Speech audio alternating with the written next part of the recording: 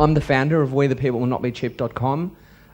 We're an organisation that basically focuses on the human inventorying issue. We petition governments on a federal level to actually get preventative legislation introduced. We also covered emerging technologies such as nanotech, radio frequency ID, the global information grid, and the current threat that is actually facing humanity, which is transhumanism. And what transhumanism is the merger of man into machine. So it is a group of individuals that basically want to embrace technology to evolve mankind to the next stage.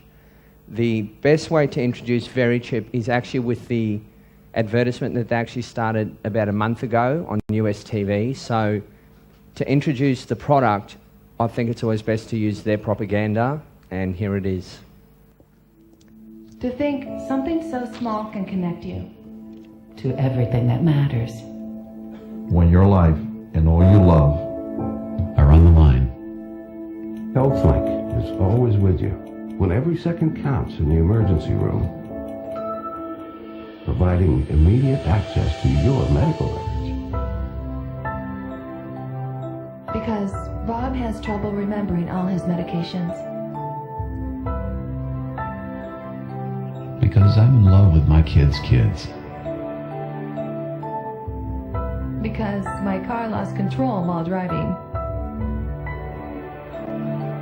Because now I'm looking out for both of us. Because I have diabetes, but it doesn't have me.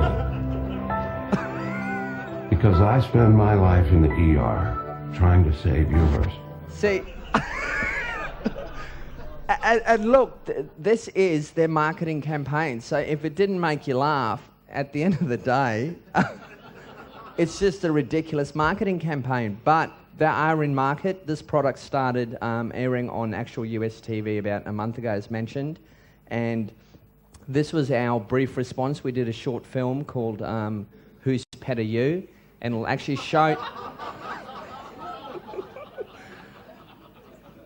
I actually titled it, was quite funny. But anyway, and this is what it is. This is humans being reduced to inventory. So this is it. Every 6 minutes, a pet is recovered with the Home Again microchip.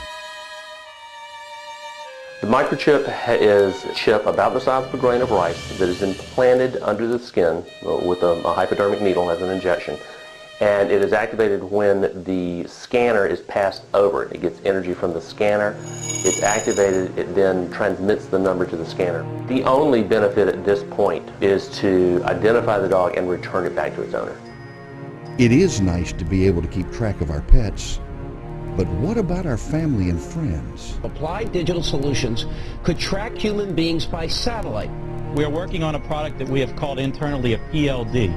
PLD stands for Personal Locating Device, which is an implantable GPS for which our company owns a patent and can be implanted surgically in the clavicle area of a child or someone that you are interested in tracking. Whose pet are you?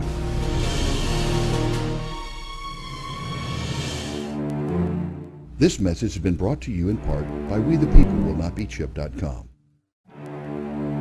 Did you notice the actual angle that he went to market was with children? So we're dealing with a company that is basically totally unethical. It utilises fear as its motivator. But more than that, there is a body of evidence of how long this has actually been out there. So from Siminoff basically in 1866 all the way to Dr. Jose Delgado in 65, there's just more than enough evidence where I can actually provide this if anyone wants a PowerPoint presentation. But currently we have Alzheimer patients being chipped. How an Alzheimer patient makes up his own mind to be chipped is another question. And then obviously people utilising to actually access nightclubs to, pay with their drinks.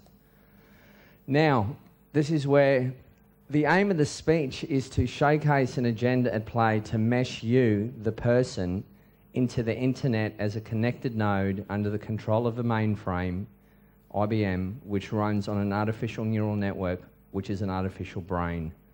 Now, I'll break that down. the person, how you are as a flesh and blood human being, is not how the tech giants view you. They view you as an object. They view you as a product and something that can actually become electronically aware. So what you need to do for this speech is just put aside how you view yourself. They view you as an object and as inventory. When you look at the mainframe is basically something that will run all the information flows, and there's enough evidence that will show that it is IBM. And the artificial neural network is basically a joint venture between DARPA and IBM to reverse engineer the human brain. So you have biological neural networks, which are brains, and they take the biological neural network and basically are mapping it within 10 years. They hope to have a full functioning brain in silicon that they hope to achieve full consciousness. So if anyone has watched Terminator with Skynet, that would actually be a good example of where to start. So what we have here is the largest tech company in the world with a closet of with the Nazi regime, and we'll deal with that later, who are basically psychopaths, and we're going to prove that. Okay. Now, the head psychopath, Sam Palmisano, when he addressed the Council of Foreign Relations, he actually went on record to say, indeed, almost anything, any person, any object, any process or any service for any organisation, large or small, can become digitally aware and networked. If you notice how the presentation is, how he actually pitches it, it's person, object, process and service is used in the same context. So you are no better than a process that runs on a software program. You are no better than an object that can have an RFID tag at Tesco. And the goal, ultimately, is for everyone to be networked. We'll move further and actually prove that from a different angle, where you have the Auto ID Centre, which was birthed from the MIT. So what you'll see is these agendas are always birthed from universities. So the university basically gets seed funding from, either the banking elite, from the multinationals, from the military-industrial complex. They then take that into market utilising predictive programming, where the average populace thinks, look, universities are great for us, they're good for our kids, they've always been good people, so this idea must be good. Now, what the Auto ID Centre, the vision was, is basically where every object, from sewing needles to jumbo jets to chairs to drinks, is basically becomes electronically aware. And how that is done is with a radio frequency ID tag. And a good way to bring that home is every time, like today, I went to Tesco twice, and they said, do you want the card, the loyalty card? I don't want your loyalty card. That's got an RFID chip in it. But that's not the point. The point is it is RFID that will basically make the products electronically aware. So when you look at the program itself, there are enough bits allocated where you can actually prove without a shadow of a doubt that humans are actually on the hit list. So you have got 33 bits would account for every human being to be given an electronic product code that is unique to you. So you can be tracked in real time and matched to algorithms and other programs that basically IBM is developing. But further than that, the agenda is to actually make dust particles electronically aware through nanotech. So what we're talking about, forget about Wi-Fi, we're talking about a web grid where every single object is basically communicating, but the ultimate one to get into the network is yourself, which is the human being. So moving this forward, the other agenda that's driving this is the transhumanist. Now, the transhumanist is basically, when you look at it, it stems from, the first mention of it was from the Huxley family, and we all know what a great bunch of eugenists they were. Human Plus is a group of individuals that basically will embrace technology to actually further their goals as a human being. So whether you're taking a chip or an arm that's made out of graphite, where they want to transcend what's actually considered human to become post-human gods And there's another agenda within it called strong AI, which is the building of artificial intelligence within a machine that can actually achieve consciousness, where man can then actually pass the baton to the machine, and then the machine from there on goes and develops all products, all ideas, and all inventions, where man basically says to the machine, look, we're happy with your invention, let's move on. So a better way of summing it up is when you have people like Max Moore, the philosopher, who's gone on record to say the body's not sacred, it's a pure random accident, and genetic engineering is the most moral thing we can do. That's eugenics. There's no two ways about it. Then I'm in the land of Kevin Warwick. He actually comes from your country, so he has gone on to record to say that cyborgs will be able to outthink the subspecies, which is you guys in this room, and we need to have a right for robots in this world. So, I mean, we can't feed the world. We have people starving and dying. People can barely put food on the table. And this guy wants to have rights for robots. Now, anyway,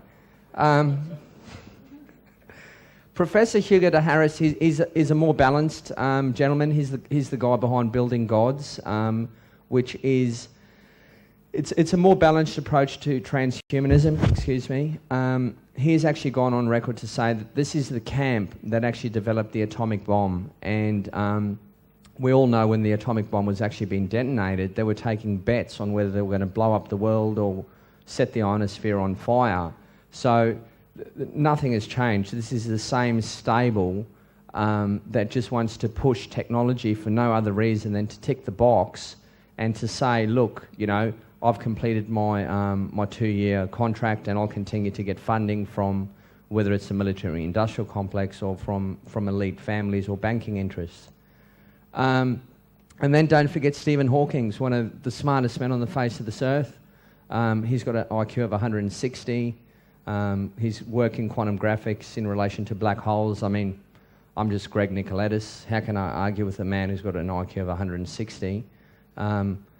But my belief system is that just because he says DNA organisms will eventually evolve into machines, just because a man has an IQ of 160 does not mean he has a shred of wisdom.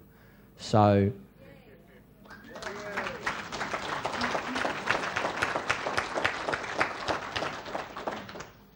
now, to the average populace out there and the lay person, we need to understand that these people are viewed as giants as well. So the predictive programming, the pacing and the leading of the population, the familiarisation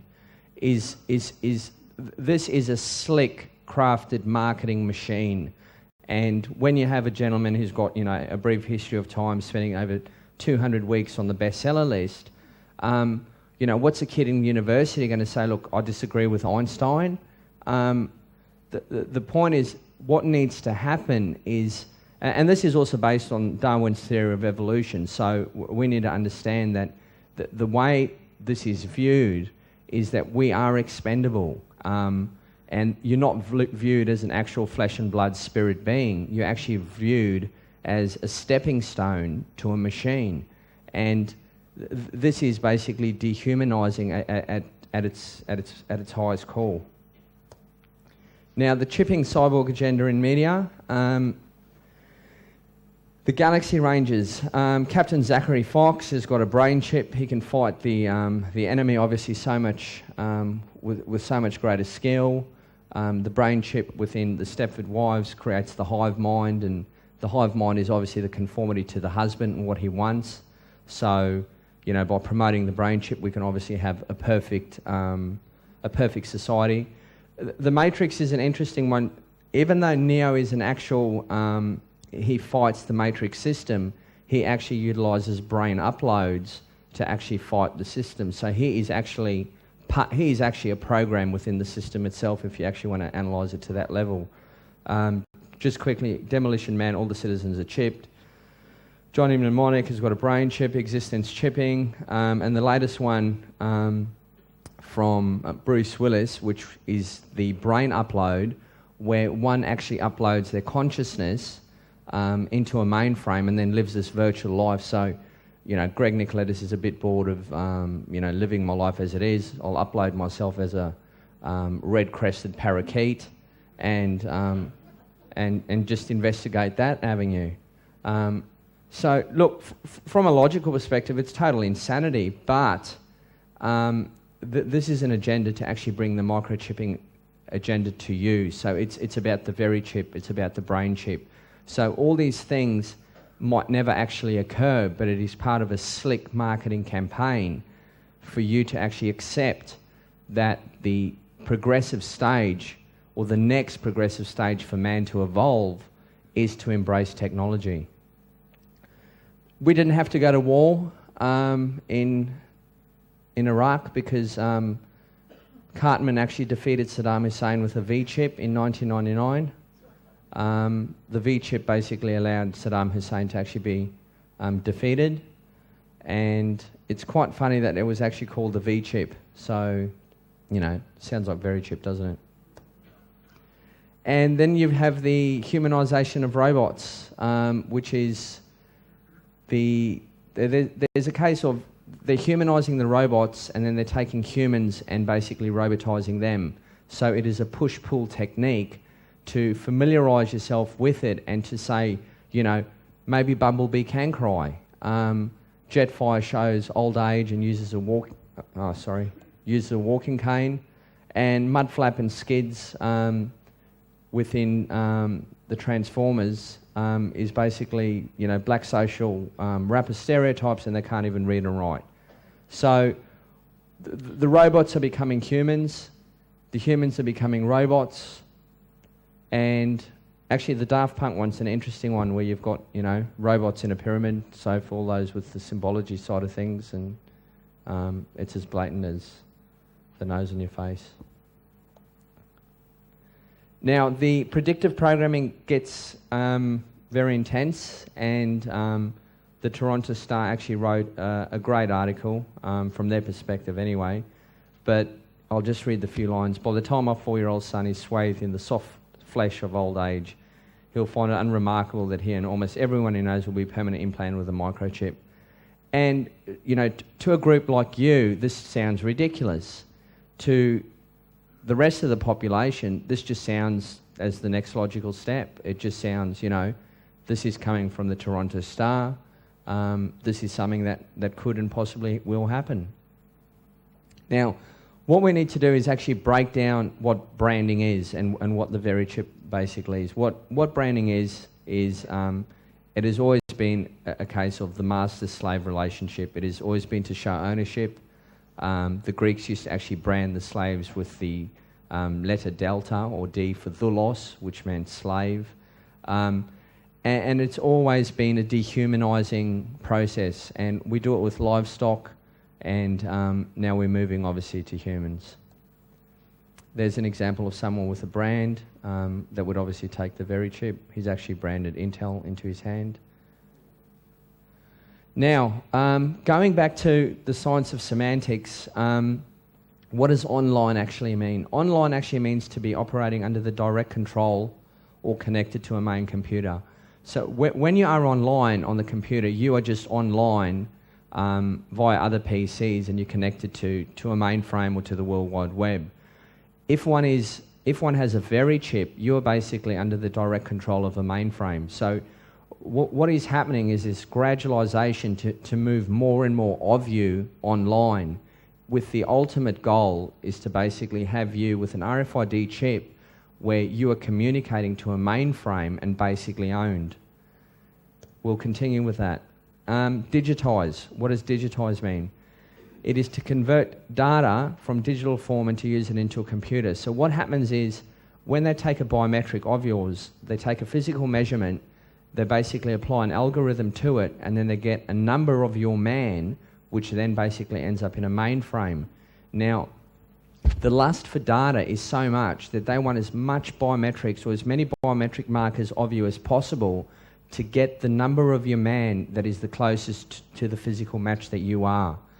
And everyone has seen it. You've gone from retina scans, you've gone to iris scans, fingerprinting, gait, you name it. We'll cover it later. But we're just covering the semantics of the words, because what we're trying to prove, they're telling you what it is. They're telling you what it is, like the World Wide Web. Why choose the word web? So if you need to be meshed into something, and that is part of the plan, like IBM said, that we want to basically connect you into a network.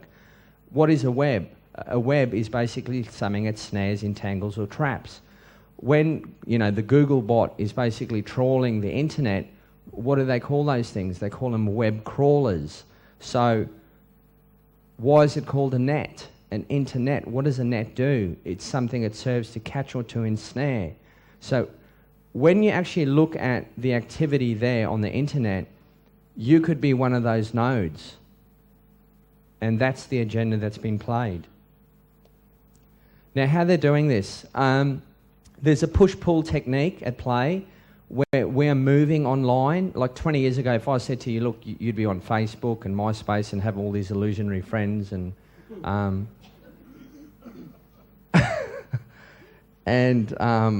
we'd be living so much of our lives online. 20 years ago, that would sound like science fiction, but it is science fact. Where it's moving in 15 or within 10 years, and we'll cover that later, is we will actually be able to emote feelings over the web. So you'll be able to emote hate, love, sadness, and people will actually be able to pick that up over the web through sensors and technology that's coming up through, basically weaved into clothing or into the architecture. So what it comes down to is, as the bandwidth of phones increase, like 3G, and the Apple iPhone will be a major accelerator of this technology, you'll find apps like augmented reality, which is the picture just down at the bottom, and then 4G will allow so much bandwidth that you'll see applications that will absolutely rock your mind. And look, I'm not a technophobe. I've worked for Apple and for Xerox, but as a person who likes technology now has basically is starting to become an enemy.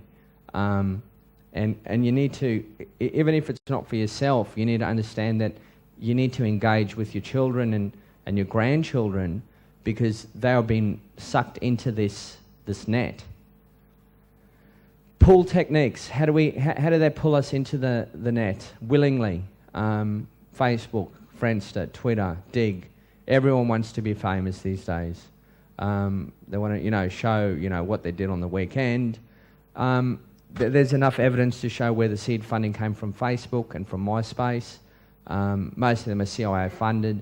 The classic case is these guys started in a garage. How many times I've heard that story? It's just driven me mad. And it's always the guys that start in the garage that end up having $10 billion companies. So anyway. Now, with the very chip, I won't spend any time on this, but there is a right to private life and human rights. It is a violation of at least 19 of the Universal Declaration of Human Rights by the UN. So even though I don't really appreciate the UN, I appreciate them on this one. Okay, now this is where IBM, and to be a spoiler, IBM owns Verichip at the end of the day. They have a distant relationship, which we'll show, but IBM was basically founded in 1896 by Herman Hollerith. It was an actual census company.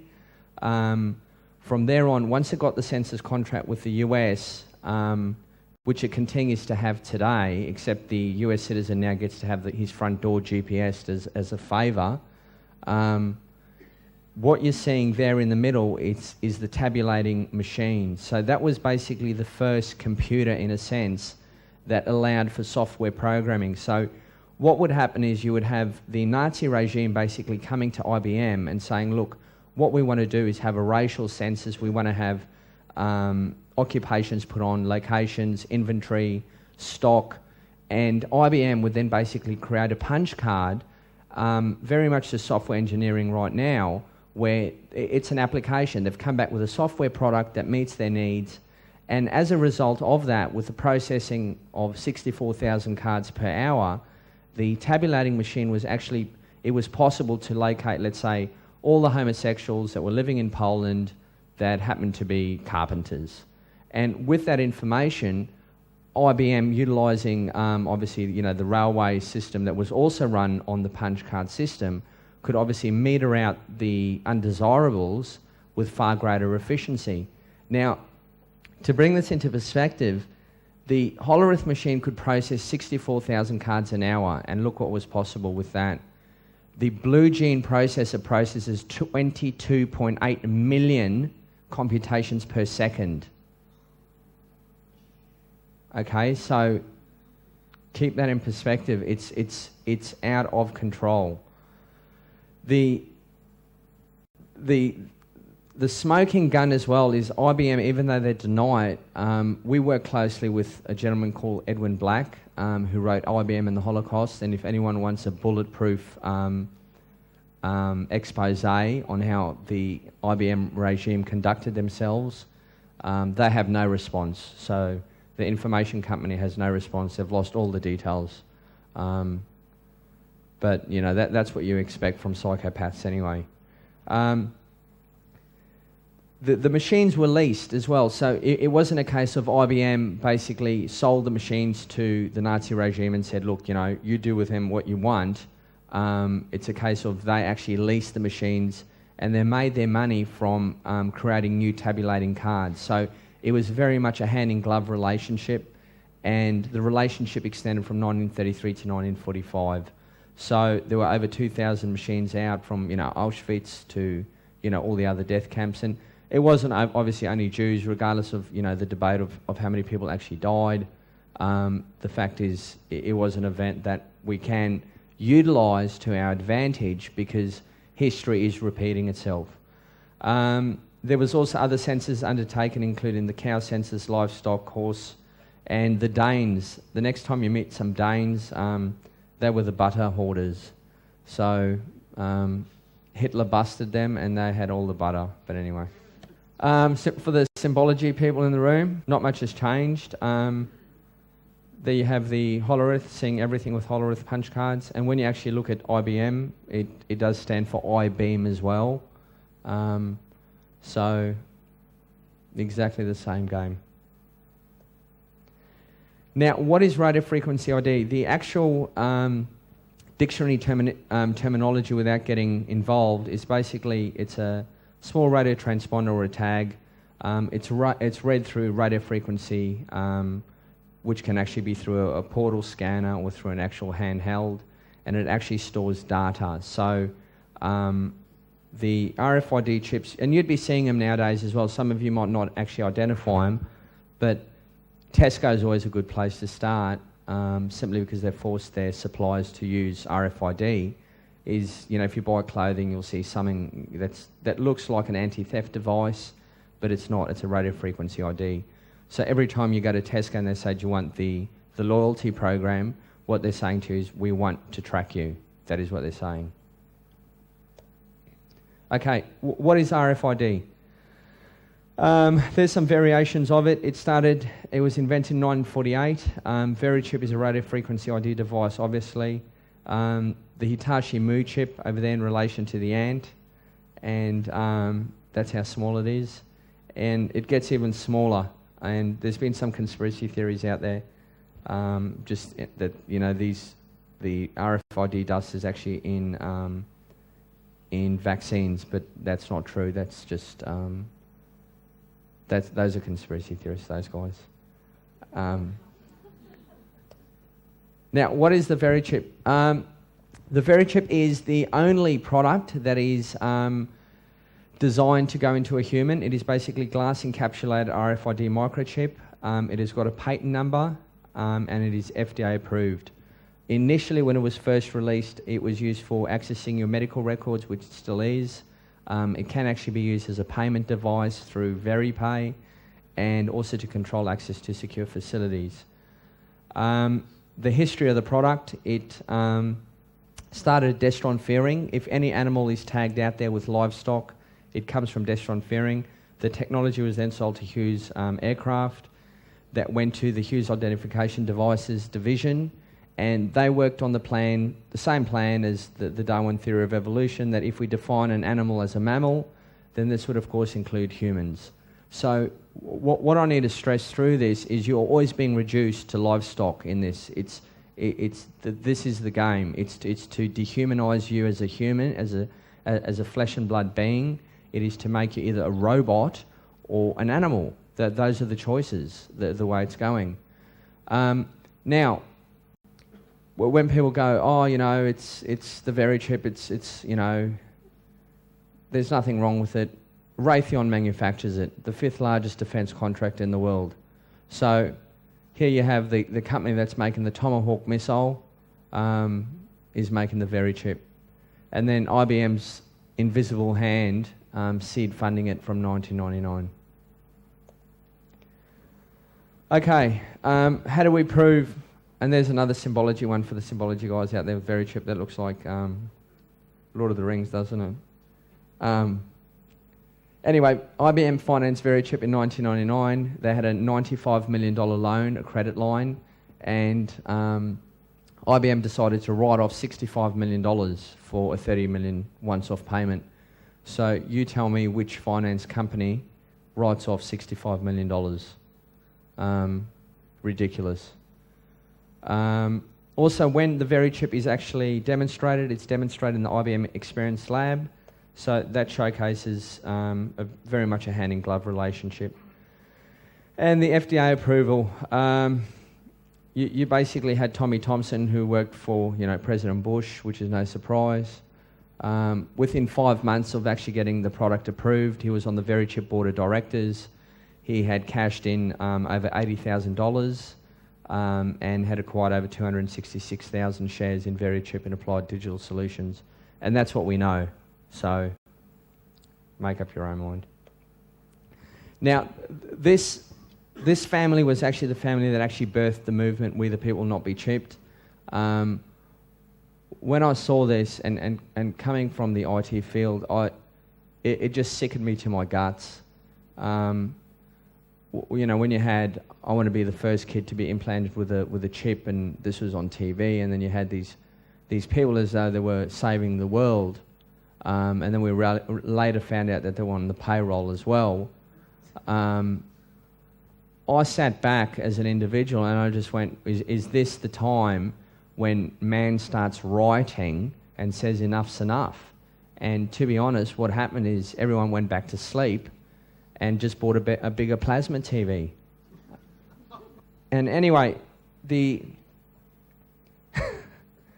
it got worse. Time for Kids picked up the story, and Time magazine's obviously, a very controlled publication, and they went into market. Derek Jacobs may be the first kid to be chipped. Isn't he cool? Now, what we need to understand is this has been pitched to your children and to your grandchildren. Like, you might not get chipped. It's the next generation that they're aiming for, and within the next 5 to 10 years. So people need to take an invested interest on this on all levels and on all generations. Now, computer prodigy Derek Jacobs died at 18 in a motorcycle accident. And I don't want to trivialise the issue, there was a death involved, but it showcased VeriChip did nothing. VeriChip didn't save the kid. He had a motorcycle accident, the universe is hostile, and the kid died. So for all the parents out there that want to microchip their daughters, to stop them from, being attacked by pedophiles, the chip does not solve the inherent issues that man has. Like, you inherently have good people and you inherently have evil people. And you inherently have bad, not inherently, but some days you have bad luck. Anyway, moving on.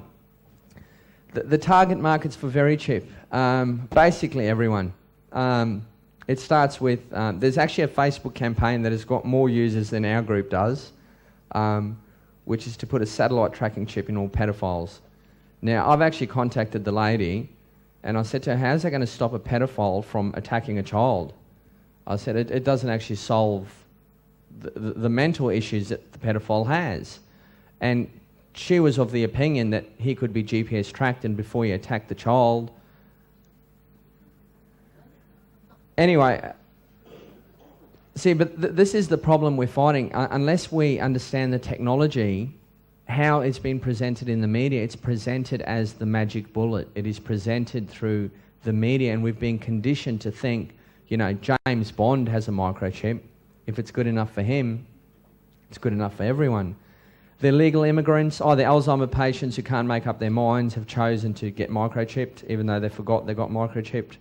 The illegal immigrants, every time there's some Mexicans coming over the border in Texas, VeriChip releases a press release that they can solve it. And if you're in the military, we're getting a lot of emails from the military, simply because we need to understand that Raytheon actually has the contract, or it produces the VeriChip. So you're one contract away, basically, from having, you know, the dog tags, the dogs of war, basically being tagged like dogs. Another play on words. Anyway, government workers, and I can say anyone dependent on the state. If this becomes mandated, if you're dependent on the state, it's going to be a tough road ahead unless preventative legislation comes in. Now, this is when VeriChip basically became a two-trick pony.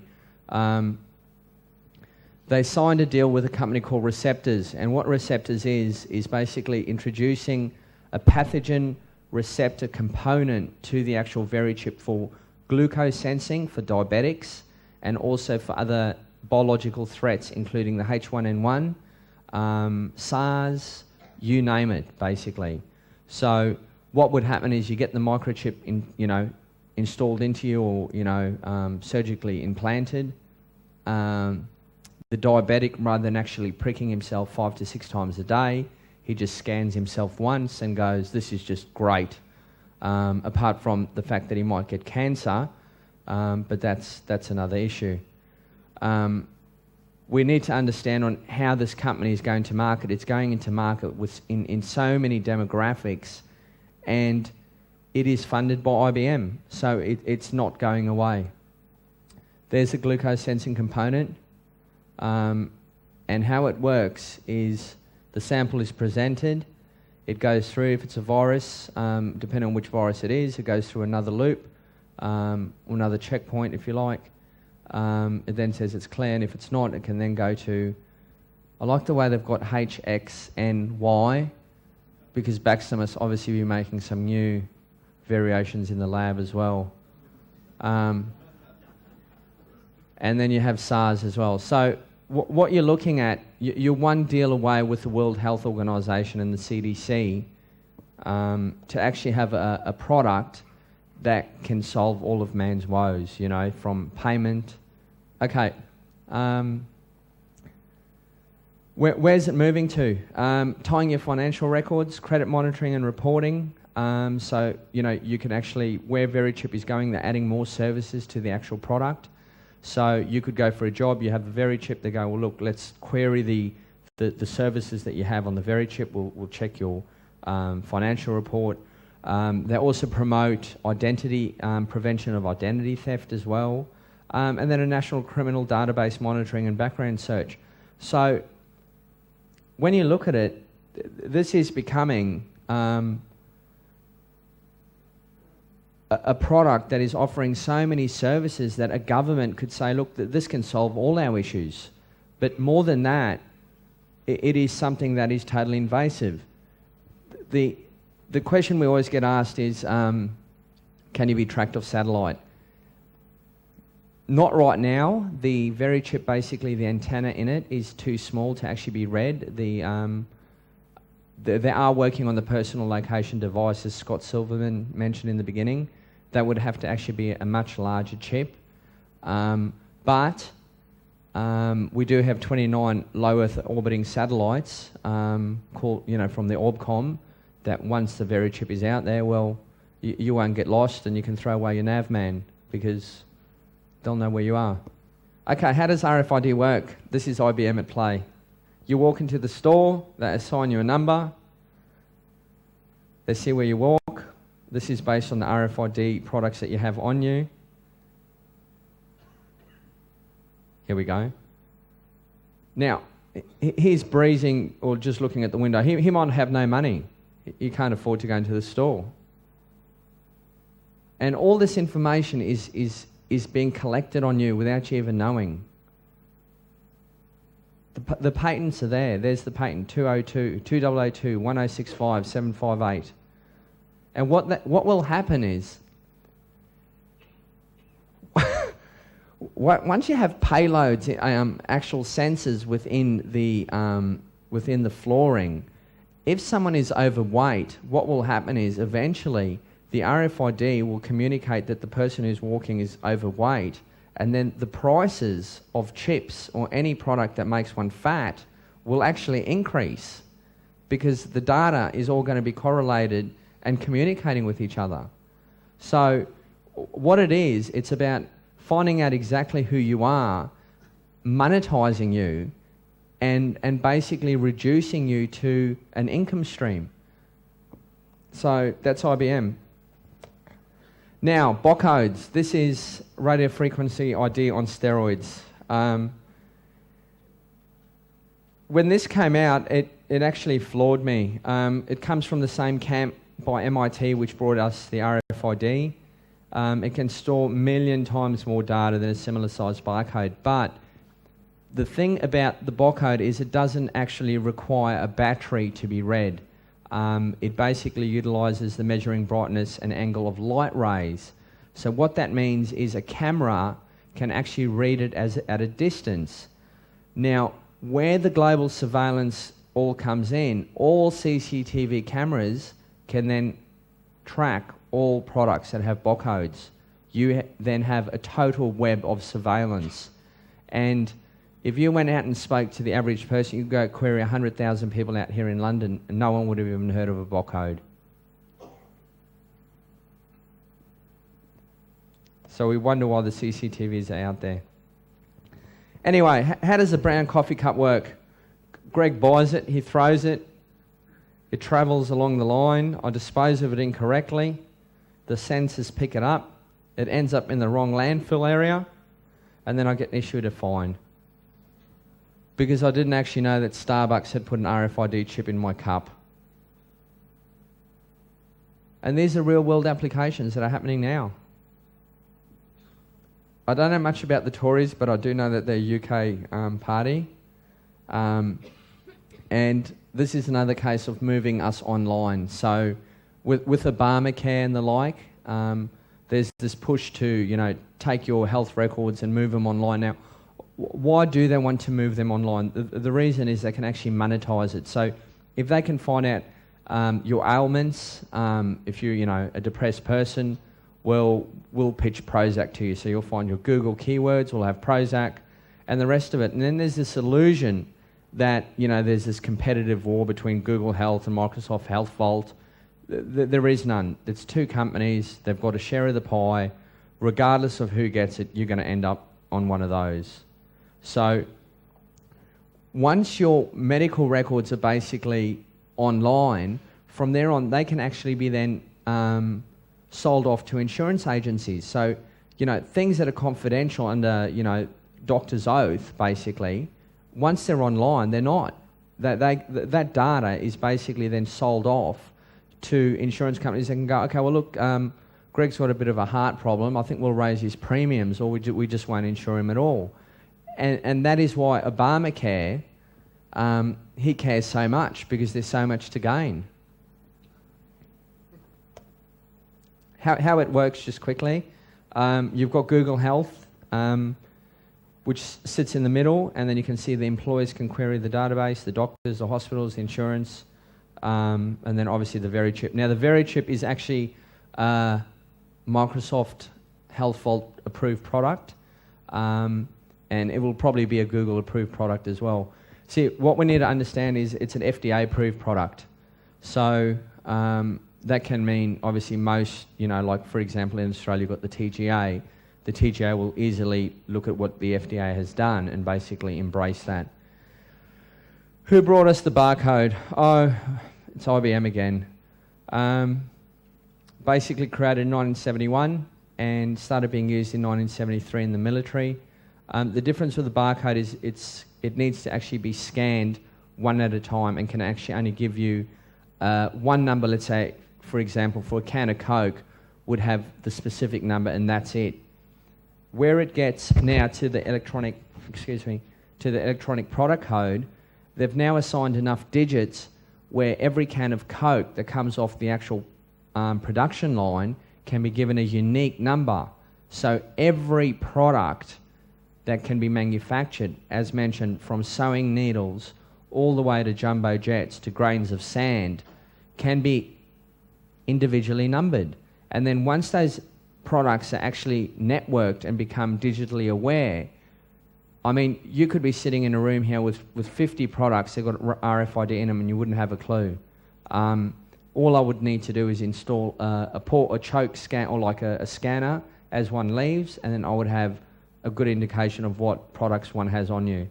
And what there needs to be is legislation for a right to know. If there's an RFID tag on a product, you have every right to know, because if you don't know, that information is going to be used against you. Like, I mean, I'm sure Jackie Smith with what her husband bought, you know, anyway. Well, that actually made all the way to Australia, but that's not the point. I mean, if that was tracked, that's my point. If that was tracked, right, which is normal transaction, an RFID product is actually alive from where it's manufactured all the way to death, basically. That really covers what the other slide actually did, but just to drive it home, 33 bits assigns all humans. Now, the other thing as well is once a product becomes electronically aware, it has its own web page. So to give you an example, let's say that speaker had an RFID chip in it, right, with an electronic product code. I could actually query it and say, where was it sitting, what was it doing, who touched it, to the point where you have the whole life cycle of the actual product. And we won't have access to that information to actually query it like the top elite guys do. The point is, why should they care if I bought a can of beans, what I'm doing with my can of beans? It's just, I just want to eat them. That's where we're at right now. We're basically at the smart sensor network stage. So RFID has been around for quite some time now, and we're moving now to a point where even most people don't even know it's basically embedded into products and the like. I won't spend much time on that, but this is the Internet of Things. So what the Internet of Things is, we're currently on what's called Internet Protocol version 4, and what Internet Protocol version 4 is a certain amount of IPs, which is Internet Protocol, let's say numbers. It's like real estate. So if you have a web page, you have an IP for that, blah, blah, blah. So what they've done is they've created more numbers so they can actually move all products onto the internet. So when you look at the 2005 to 2008 web diagram over there, you can actually see as more and more products are added, so the mesh network basically becomes more complex and more populated. And don't forget that the human beings are part of that as well. Just quickly, Adam Greenfield from Nokia, I'd recommend his book called Everywhere, if anyone wants to study Internet Protocol version 6. The guy is actually, even though he's in the industry, he's totally concerned about the 128-bit address space, where he said there is enough address space for IP that we can actually give an IP address to dust particles, right? So, I mean, where is this moving to? So a grain of sand will have its own web page. Okay, back to IBM. They just recently released a product called IBM Breadcrumbs, which is an app, and the iPhone will bring a lot of this to the actual market because it is a personal computer at the end of the day. And once it actually moves to 4G, what you would do is you take your phone, you hold it up to the electronic product code, which is actually in your supermarket. It then tells you the summary of the ingredients, when it was manufactured, if there was any product recall data on the peanuts, how long has the product been on the shelf, and in enough time, who bought it in, you know, in your particular area. So that's just too much information. I mean, I don't need to know that. But it's not that I don't need to know that. It's like IBM doesn't need to know that. That's the problem. Okay, we'll discuss ambient intelligence, and this is a pull technique into the internet. It basically, you know, you've seen smart houses and, you know, environments that you come home and you've had a bad day and you want to drop a red wine, so it pours you the red wine, puts on the mood music, and you know, there's always the benefit. Now, when there's a benefit attached to it, there's the reason the environment is actually responding to you in context is because it knows about you. So the more the environment can actually respond in context and deliver you the right service, it's because it has correlated data and basically sapped information from you to deliver you a service that, you know, do you really need it? Like, at the end of the day, I might not want to wine when I get home. I might want whiskey. So that's a bad example, but my point is, I don't need my environment to tell me what to do, how to do it, and to predict what I'm doing. It's like I'm a human being. I have free will, and I'm not going to get to a point where I'm living in a world where there's these embedded sensors predicting, analysing, plotting my moves, and then pitching services to me so they can actually monetize me, like the Minority Report, which is another predictive programming, Tom Cruise. Anyway. Now, if you had a Panasonic toilet and you were on parole for drugs, you're stuffed. What it can do is basically analyse your fecal matter and then send the data to your doctor. So I hope you have friends that can go to the toilet for you. There is another one from Panasonic which has got a heat sensor, and as soon as it sees you enter into the toilet, it assumes that after you've gone to the toilet, you want a cup of coffee, so it boils the jug for you. And then there's, of course, the no homeless person left behind, or all homeless people left behind. It's basically a park bench that monitors the angle at which one is sitting, loitering, so it's got a time sensor, an angle sensor, and if you're loitering, well, it ejects you. And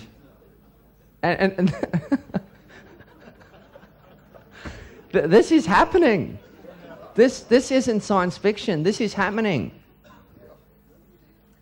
Panasonic products with sensors.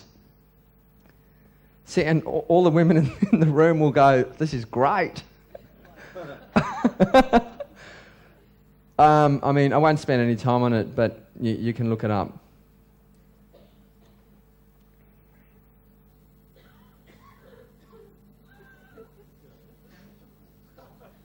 How lazy. I mean, God's sakes. Lift the trash can, you know?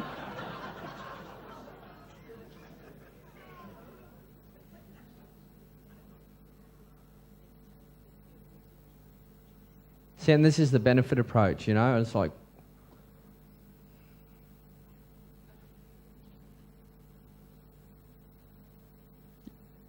Ian's actually selling them in the... Okay, augmented reality. It's a pull technique. It is basically virtual reality at the end of the day. What it does, it overlays data into our real world. So what it comes down to is you'll have your iPhone app and other applications as well, which will tell you, let's say, for example, you know, where your closest pub is, more information on, let's say, a museum. So these sort of applications are very service orientated, and they actually do provide a service. But the thing is, what we need to understand is that they are pulling us more and more into the net. Now, augmented reality is actually, it's moving so fast. I actually changed 2 slides today just for the presentation. So bring this up at your next barbecue, you'll be way ahead of the curve, I'll tell you that much. Just bring up augmented reality, you'll sound really smart. You've got different apps. You've got Chris Angel. I know there's a new song by John Mayer as well that uses augmented reality. Just YouTube that. But we'll show you an example. Now, when you're watching this as well, just view this from the hive mind cyborg agenda of creating perfect worker drones.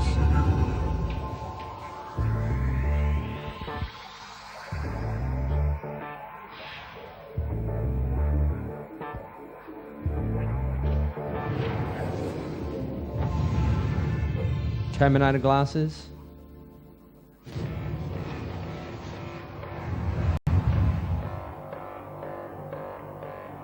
Release 2 screws.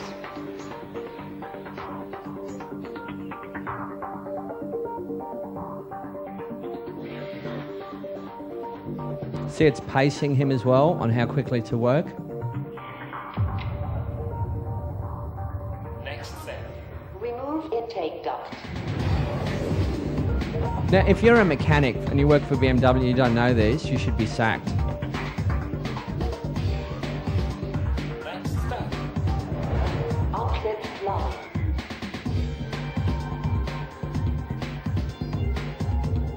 Okay, enough of that. Okay, this one was just today. This actually... imagine you're a kid, how cool this is. Junaio is your new link to the world.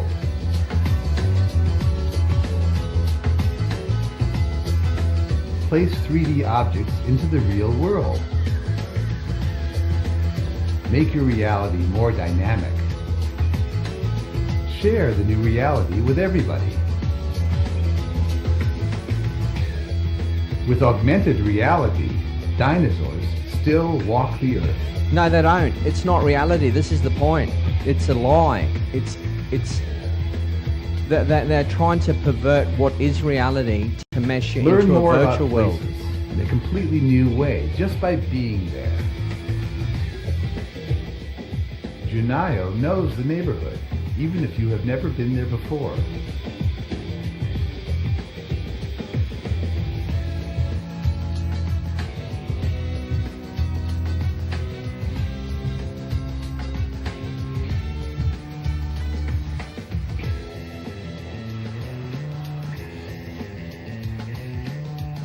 See, the average person would just go and cool moments investigate wherever you what is are. actually in the city, you know. Okay, enough of that. How it all works is basically you have a body sensor network, person-to-person interaction, environment interactions, object-to-sensor interactions. So everything is communicating with everything, right? So what they're trying to do is basically make everything electronically aware. How will this happen? You have new technologies. Epoch headset for Harry Potter game. I don't know if any of you have children that play World of Warcraft. Well, they're doomed. The next version of that will start having the emoting over the net. So if someone steals your +20 Vorpal blade, you can then emit or emote rage that he has stolen your treasures, and that's where it's moving. Now, what we need to understand is this demographic will take this up. There's not a doubt about it. And it is predictive programming to then get you used to the next stage, which is the brain chip.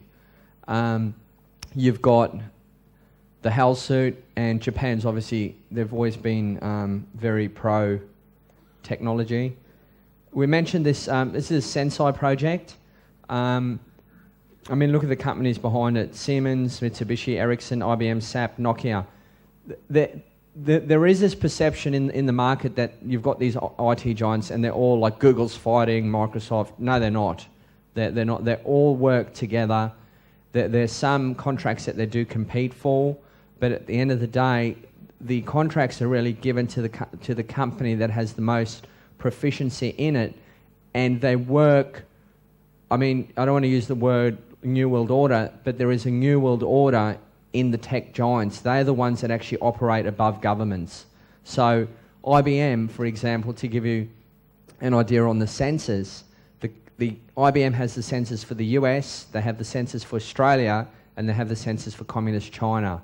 So you tell me whether that breaks down any barriers between countries. You have a company that operates above countries. Okay, brain chips, telepathic chips, sex chips, and the soul catcher. MindFlex. This is predictive programming now for the brain chips propaganda that's coming through. And look, and this is not to say that this technology can't be used for good, but it won't be, because it's in the hands of the military-industrial complex. The military-industrial complex will never strengthen the populace. It never has, it never will. So until I see Mother Teresa Incorporated start releasing products like this, I'd say don't go anywhere close to them. Now we're here with Tim from Italian. He's going to show me how to control something with the power of my mind. That's right. It's MindFlex, Chelsea. MindFlex is a game, or the object of the game is actually to move a ball through an obstacle course. But what's unique about this is that you move the ball with the power of your mind, as you said. That's where this headset comes into play. There's 3 different sensors on this headset. One that's going to go... can I put this on you? Absolutely. Okay, great. One goes against your forehead, and you can feel that right there. Okay, excellent. And then 2 clip onto your earlobes, making quite a fashion statement. All you need to do is focus and concentrate on levitating the ball, because these sensors are going to detect your level of concentration, your level of focus, and that's what's going to move this ball. So focus, concentrate. With your free hand, if you can reach up to this dial, that's okay, we'll get it back. Reach up to this dial, try out this dial, give it a good turn, see how it feels. Okay, great. That dial is going to move the ball horizontally along the track, okay? But it's going to want to disrupt your focus. Okay. Don't lose focus, okay? Okay. And all about concentration and coordination. So concentrate, lift the ball. Come on, don't brag. Good. Now turn it, turn the wheel, turn it. Now try, now don't lose focus. Concentrate. Oh, look at this. Yes, through the obstacle. Well done. Well done. Can you bring the ball back down to rest? Relax. There's the Soul Catcher by your own British Telecom. Great name. It's a brain chip, basically, that's records all. Look, it's one of those things where when we look at it from our movement's perspective, we don't know whether things like this are actually true, realistically, because it's got a release date of 2025.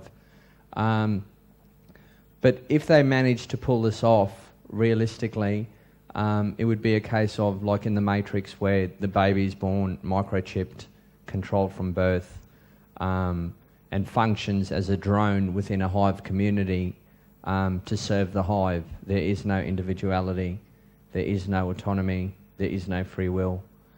Now, the Neo-Luddites, which were a movement within the textile workers that actually originated in England in 1811, they had the balls and the guts to basically go and destroy the machinery that was displacing them.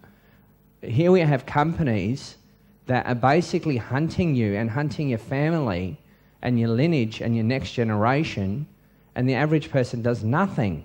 It's just... Anyway, sorry. Carry on. There's a sex chip. Now, this will have major uptake.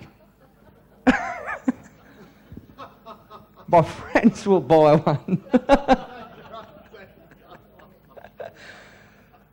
Anyway, I'll let you read that because I want to laugh.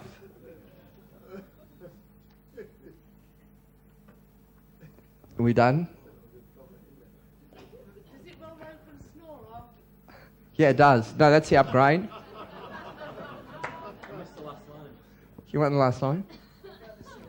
Okay, look, there was a lady who was actually implanted with it, right? Now, here's a lady that could have permanent orgasms, and she removed it. So there must have been a conflict, realistically, on an ethical or moral. I mean, I don't know the lady, but most people, quest for orgasms, and she said no, I don't want them. So something had happened that was on a far deeper level as well. We need to understand that. Okay, the biometric harvest. This is a push technique. We don't want to really give our biometrics. What have we got? Face recognition, eye, iris, retina, fingerprint, finger geometry, hand geometry, voice, Signature, gait, typing, DNA matching, ear, odour. Where do we go to next? Knee biometrics. Private parts are coming up. I kid you not. Actually, remember me, I'm quoting this one. I'm going out on a limb, but I'll predict that. Okay, what is happening now, we're moving from external biometrics, right? So there is this lust, as mentioned, to get the number of your man. So the more biometrics markers we have, or indicators we have of you, the better the match in the mainframe. So where it's moving is, it's actually moving to internal biometric markers. Two main axes. What's continuous, robust, and non-obtrusive authentication. So it's continuous, so that means you're under constant surveillance. And validation of nominal physiological initial states and monitoring of the physiological state of the user before and during the execution of safety-critical tasks, so as to prevent risky situations and minimize accidents that are due to human errors. The Humabio approach is to fuse novel and emerging biometric modalities with existing advanced biometric techniques into a multimodal biometric platform. One of the main objectives of the project is to study the potential of physiological biometrics that describe the person's internal rather than external physiology for the person's authentication. See, note it says all can be faked. So when Jackie Smith says to you the biometrics that we're doing with IBM, used for identification. She's lying. They're all lying. It's a case of this. It's never enough. Your external biometrics aren't enough. And where's it going after this? It's going to functional MRI, which is brain scanning. But if we listen to Tom Mitchell, who's a master of doublespeak, he said it's not mind reading. It's thought identification.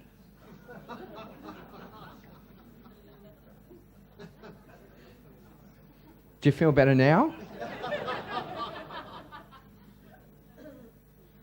So anyway, John Dylan Haynes, he's not a bad guy. He actually said, look, they're going beyond mapping the mind. They're actually reading intentions. So what they want to do is they want to fuse you to the point where, as Greg Nikolettos moves from point A to point B, are my intentions good for the system? And it's a military-industrial complex system, right, where what they want to do is ensure that as I move from point A to point B, the movements I make are not a threat. Now, where it gets scary is the algorithms eventually will actually be done by artificial intelligence. So the machine will dictate. And how that is evident is when you actually see what is happening now with Afghanistan and Iraq. Most of the bombings are now being done with drones. Do you know what I mean? So there is this desire amongst these psychopaths to basically build robot warriors. Anyway, it goes further. Robert Paul Root Walp basically said they're trying to develop a new beam of light that would be projected onto your forehead. It would go a couple of millimeters and into your frontal cortex. Anyway, blah, blah, blah, and then we could use it as a lie detection device. Now, what that's actually spawned as well is a field called neuromarketing. Now, neuromarketing is where they read your mind covertly to find out your buying patterns and your buying intentions. Now, all the major manufacturers are behind it, and what they're saying is, look, we can bring a product to market quicker, cheaper, and more effective for you because we can read your mind. Like, what a bonus. This is extremely important.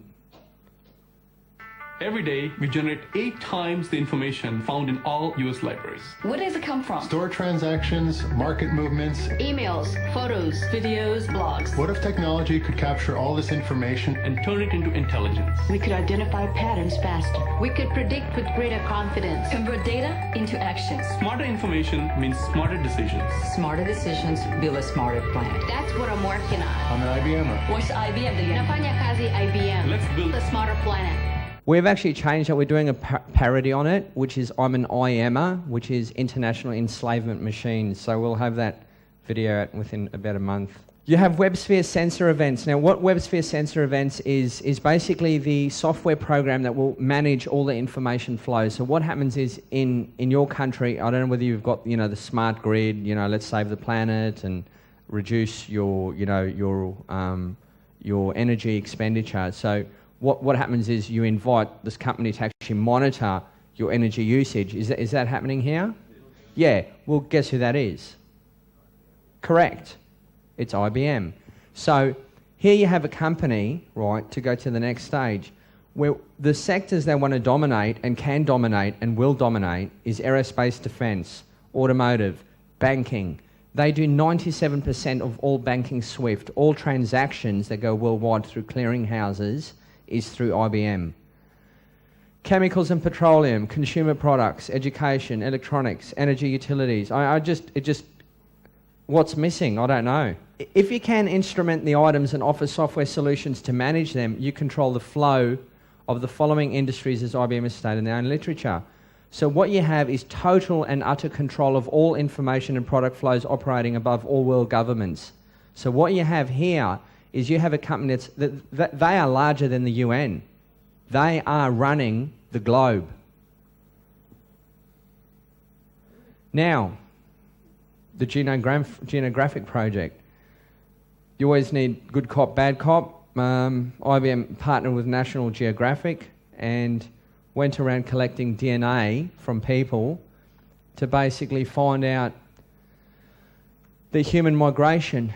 And of course they said this is, going to be used for good, and but to me it sounds like a really good platform for eugenics, doesn't it? Now we go through to the next step where Google has actually got a company called 23andMe, which is seed funded by Google. Now it goes down to the whole biometrics, the lust of harvesting you into the mainframe. So when IBM actually released the DNA transistor, where they could actually bring down sequencing of a genome down to $100 from the $3 billion it initially cost, what you have is you basically have the ultimate biometric marker for you. So once we have your genome sequence, we have you. It's as simple as that.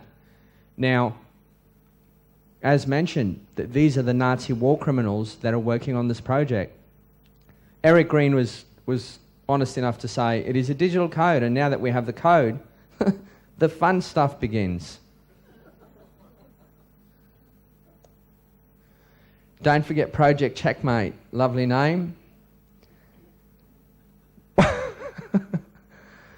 What they do is they take 80,000 blue gene processors, basically put the flu into as a computation or and they mutate it. They have various algorithms, and they basically work it out and say, look, we'll throw this variable into it. What would happen if India got the swine flu, right? What would actually happen to the airports? And then what they do is they then build the models and plug in other variables, including, well, what happens if we give more Tamiflu? Will the actual flu mutate more and more, and will it become, the virulent strain that will actually kill? So what you have here, and look, I'm a big believer of semantics. They're telling you this is Project Checkmate. This is Project Checkmate. It is actually for vaccines. 30% of the data stored on the world's computers will be medical images. The trouble is, all of that information is trapped. X-rays aren't talking to... Medical records aren't talking to... Patient histories aren't talking to... Insurance forms. We're trying to connect all that data, make it smart. We would see the patterns in your medical history. In the histories of entire populations. Predict dangerous drug combinations. We could tailor cures... to your genetic code. Put the focus... Tailor cures to your genetic code. That's what I'm working on. I'm an IBMer. Let's build a smarter planet.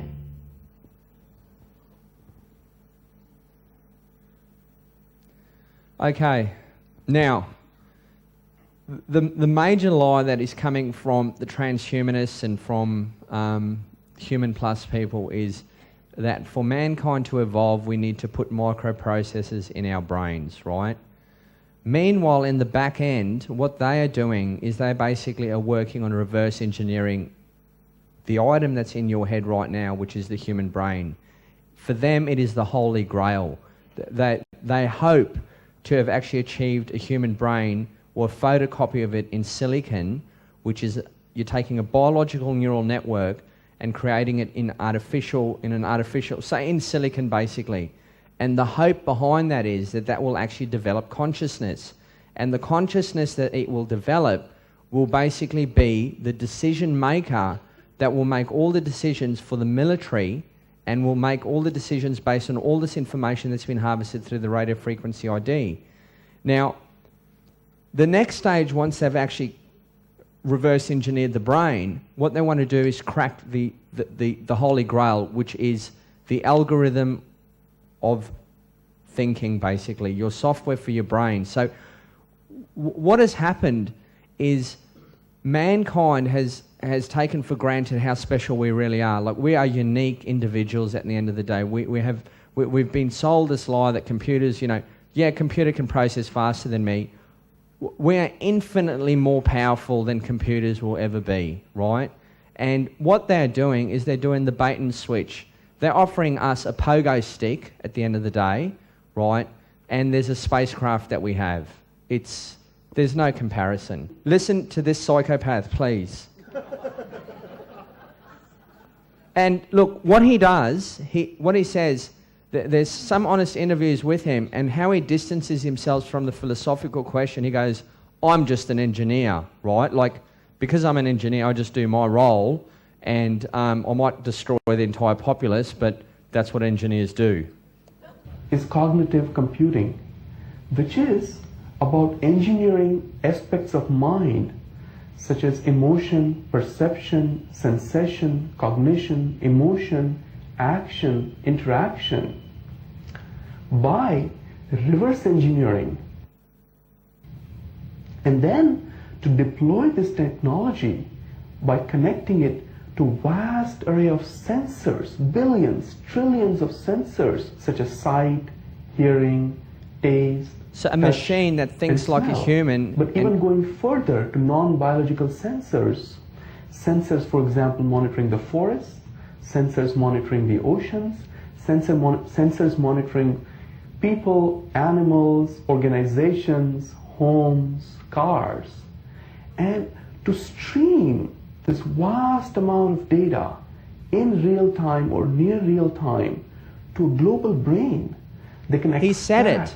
When he said that, large scale, that for us was just a eureka moment, because it's never been said. Sensory overload, and to act and respond to this data. Now, let's go one step further. Operation Kitty Hawk. They want to run the entire internet as an application. So, just quickly, all the data stream would just be like putting Windows Vista into a machine.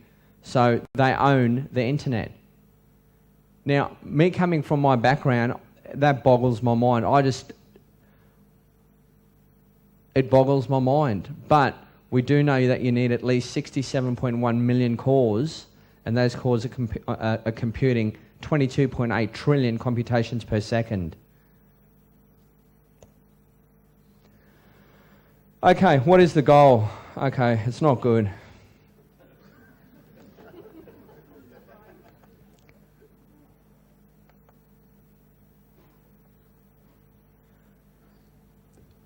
IBM works with the military-industrial complex at the end of the day. It is a fusion of companies. You've got HP, Boeing, DARPA, Lockheed Martin, IBM, right? What it is about securing full-spectrum dominance over all global information flows. And you are a node that they want to create you to be a node, so they basically have full control over your movements. So it goes further than that. It's basically dominating the internet and the users on it. So what I predict will happen in the future is you'll be locked into a particular IP, and as we're moving with laptops and the like, with biometrics, and you've got your camera over there, you'll have to actually log on probably with a driver's license, because the internet will actually be viewed as a traffic highway that needs to be regulated, right? And it wouldn't take much. I mean, you've got the Snow, I think it's the Snow-Rockefeller bill in the States, which gives full control over the internet if it's a cyber terror threat. Now, back in our home country, Kevin Rudd, the Prime Minister, who attends church every Sunday, he basically is internet filtering for the children, right? Now, I'm a father, I have a 4-year-old son. If he ended up with porn on his machine, it's because I'm a poor father, right? That's it. It's the way it is. It's got nothing to do with the children. It's got to do with information flows and what they want you to see and what they don't want you to see. So what it comes down to is what we have now is there's a small window of opportunity to actually get the information and to make it happen, because there are agendas at play that all it would take, and I'll give you an example. Our website, when I was at the airport, was actually banned. So we could not actually access the We the People site because there was some keywords on there that they didn't like as an actual filter. In Australia, you had a company called, or you got WikiLeaks, and what WikiLeaks actually does, I recommend that site, is they actually showcase what's happening around the world for internet censorship. When the WikiLeaks website actually showcased what the Australian government was doing, the Australian government then banned WikiLeaks.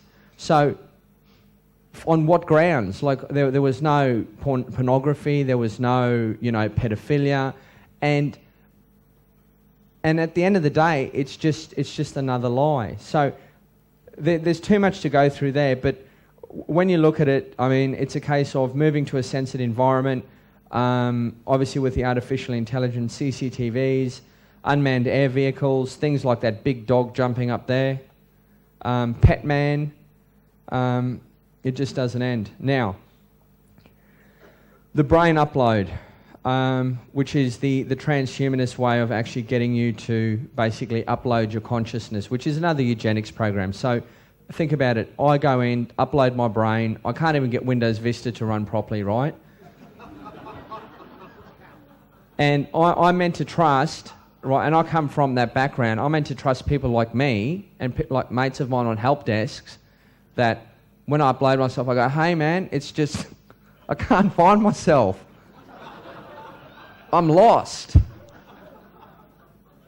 So, do you see how ridiculous this is? It's just ridiculous.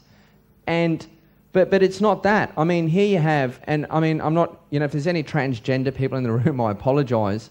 But Martine Rothblatt is a transgender lady, right? Okay? So I'm not going to, right, take advice from someone who's basically transgender and telling me to turn into a machine. Sorry, it's just not happening. And I'm not taking advice from the Raelian religion either, who basically wants us to upload for human cloning to achieve eternal life. What I say is, you do it first, right? And I'll help. I'll fund it.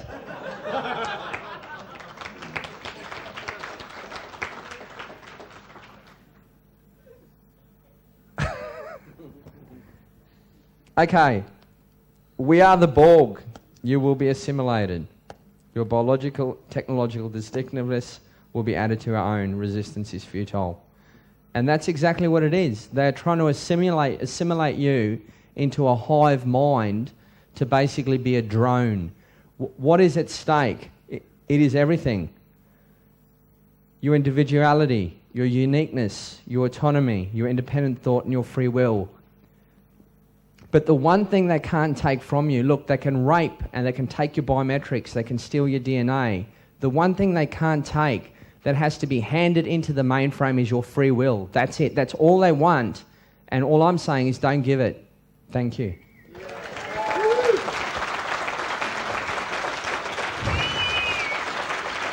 Thank you.